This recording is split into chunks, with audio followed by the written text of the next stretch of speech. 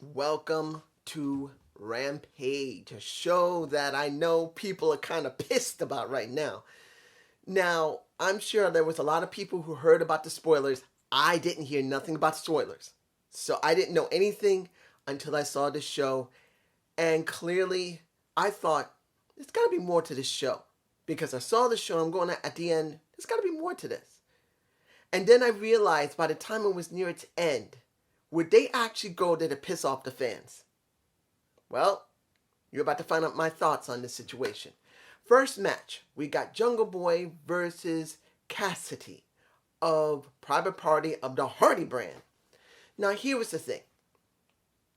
I like Cassie and Quinn from Private Party. They've grown a lot in the last 2 years since they joined AEW. They look so much like Hog.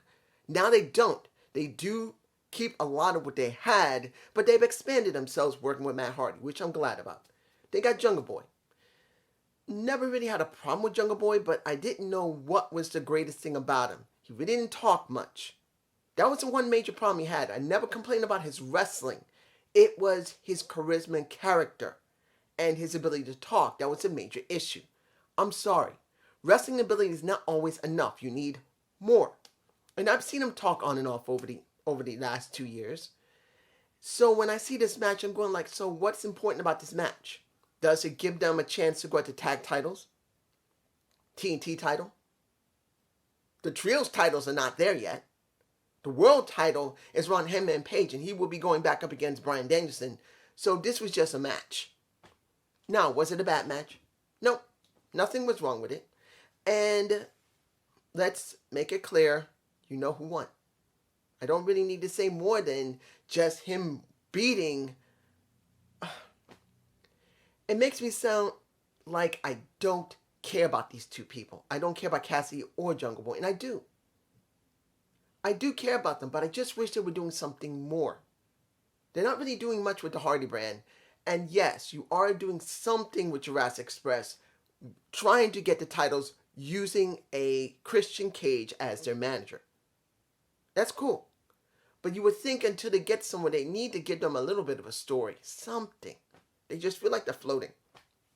Now, no sell Hook versus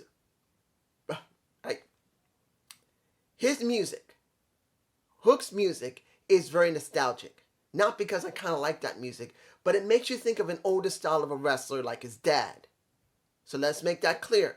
He gives off an older style wrestler feel as he's walking down in boxing clothes. Only thing he's missing is the gloves. He really needs to change his clothes eventually. Now, this is his second match, and I'm not expecting him to change his ring attire now. It's way too soon. I say in about 6 months to a year, he will change up his clothes other than changing it from a different color. He's going to keep looking like a boxer. When you see Bear Bronson come out, oh wait, we didn't. We didn't see no intro for Bear Bronson. We didn't see his partner. It was just Bear Bronson by himself, and he pretty much did the damn job for No Sell Hook. At one point, Bear Bronson basically nails Hook, and he don't sell. He does the sting maneuver. He gets up, he goes, yeah, what? And whoops his ass. Now, mind you, the judo moves that he's using, because it's mostly judo he is using, along with some wrestling moves, are quite good. I'm not taking anything from him. He's not a high-flying wrestler. Let's make this clear, guys. No Sell Hook is not a high-flying wrestler. He is a submission wrestler like his father. 100%. He does a lot of power. He does submission for a guy his size. I think he's a bit taller than Taz right now. I think this is Taz, this is Hook. Because Taz is not a tall guy. And Hook, I think, is about this taller. Because he's still not taller than anybody else, but he's roughly about the same size as his father. His father's maybe a little bit shorter. But let's make this clear. No Sell Hook ain't selling for no damn body. Yeah, he takes a couple of punches, but he destroyed his opponent. Flat out, no questions asked. Done. Oh, I haven't seen this this much selling for somebody, and the kicker is the crowd are still going apeshit for him. Now, mind you, I'm not into Hook. I'm not. He looks like he could be something in time, but this is only the second match. There's a lot of questions. What will he be like when he finally has to show charisma? When he finally has to talk? Can he truly tell a story in the ring instead of just destroying somebody? Because, let's be honest, he's no Brock Lesnar. He's no Kurt Angle. He's no Chad Gable. He's no Samoa Joe. He's not any of those things.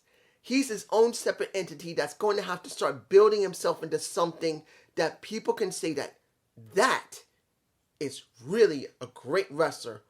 Hook. Not a no-seller. Not someone who's the son of somebody who's getting a free run off of AEW like some people. I'm sure some people are going to say it. It's coming. I'm not going to say it because it's too soon. Yes, he's done no-sell now twice. He got what he wanted. He destroyed two opponents. That's no selling right there. But it's going to count in the next 6 months to see where they're going to go with him. If they don't let him start really showing more than what he is, I don't know what to tell you other than he no-sell Hook. Now, the best match is Statlander versus legit Leah Hirsch. I still like Leah Hirsch. She's a cute-ass woman. I'm 5'8", maybe 5'8.5". I can't really be sure because of the disease in my hip. My height discrepancy is kind of messed up right now because I'm not trying to explain the type of condition I have, but pretty much one part of my body's grown out of proportion a little bit, like almost about an inch. It's on my hip. So I might be near 5'9" in one leg and 5'8.5" in another one, or 5'8" to 8. I don't know.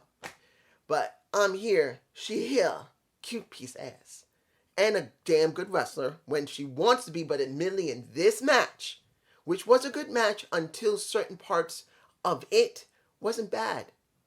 Now, Statlander and Leah Hirsch are actual friends, at least as they're playing on AEW. But here's the thing for me. When Statlander got nailed in the face by the moonsault of Leah Hirsch jumping off the second or the third top turnbuckle, that was bad. She literally laid her knee. This is her knee. This is her knee. Right here. Right straight in Statlander's face. That was a hard hit. And I'm not talking about the knee strike that she did after she did the moonsault. The moonsault with the knee straight here. That looked like it hurt. Flat out. Now, mind you, as you can see throughout that match, Leah Hirsch was acting a lot more aggressive. She was getting frustrated and getting aggressive and wanted to prove that she was better. Now, hearing how Taz was talking, if they're not going to do this, it's kind of stupid. Because now that you see Leah Hirsch showing more aggression, they could turn her heel, and why not stick her onto Team Taz? I'm just saying, she didn't win the match. She got beat. But after the match was over, when Statlander tried to shake her hand, smacked that sucker away, and pretty much she walked away. I want to see her work on Team Taz. I truly believe they need a woman on the show. They need it in their show, in their team. They need it. They must start elaborating more on Leah Hirsch. I'm hoping that someone said, you know what, let's stick Leah Hirsch with Team Taz, but let's build it up to it. He cares about having the best. It's time for a woman to be on there. And Leah Hirsch, yes, she's still not a great pro wrestler. As an amateur wrestler, she's actually a very good wrestler.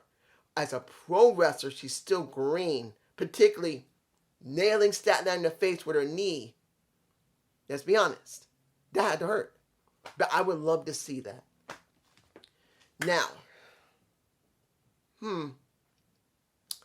I'll say this about Miro's vid pack, all in white, wearing a ring around his neck, possibly from his hot wife, who we still haven't seen. I'm wondering if she got her ass pregnant and got a baby. If she hasn't, hopefully she'll show up in the beginning of next year. Because she does need to be with him. Miro needs Alana. He needs CJ. Not saying he isn't doing a good promo. His promo was actually very good. He just needs a heater when he comes to the ring. Not to talk for him. That's the truth. He needs a heater going into the ring. But it was very good, wondering where they're going to go with him when he comes back in January. Now, finally. Oh, the fans are pissed. I think that might be the title for this. Cody versus Sammy Guevara. Now, when I was looking at JD's stream, he said he got a spoiler. He sent that information over to Jesse. And they were shocked. Now, I expected it to be something dramatic. Maybe a Wyndham Rotunda showing up. Maybe someone else from WWE that's contract is clean. Maybe a Taya Valkyrie. Or someone you wouldn't think that would show up on Rampage. No, we didn't get that. We got a basic match. Now, was it a bad match? No. It wasn't. But as time went on, I'm going like, okay, when is this person going to show up? When is it? Is it just David Crockett? David Crockett showed up. One of the most influential people in Mid-Atlantic area. That's good. It's good to see him. Now, I'm not saying he's going to join AEW and help out the company. I'm just saying it's good to see him. And in the end, Cody beat Sammy with not just one crossroads, but 3 crossroads. Wait, was it 3 or 2? 2 crossroads. And then a Tiger Driver 97, I believe. And then he won. And I'm going like, is that it? But then as I heard the fans before the match was going on, and I realized, as I said that, the moment that I thought that, I went, of course. That's what this is all about. It's not about, well, someone's about to show up. No. This is about letting Cody get the TNT title back and pretty much piss the fans off beyond no end. Sammy wasn't happy. But the fans were worse. They were booing their asses off. And when I started hearing the boos when they hit 3, and I'm going, okay, that's it. And when I heard those boos, I said, that's what it is. They are pissed. They are pissed. Pissed. They were so mad. Think about The Miz in WrestleMania winning over John Cena. Let that sink in. When The Miz was really hot and he won at WrestleMania, and I believe it was against John Cena. He did.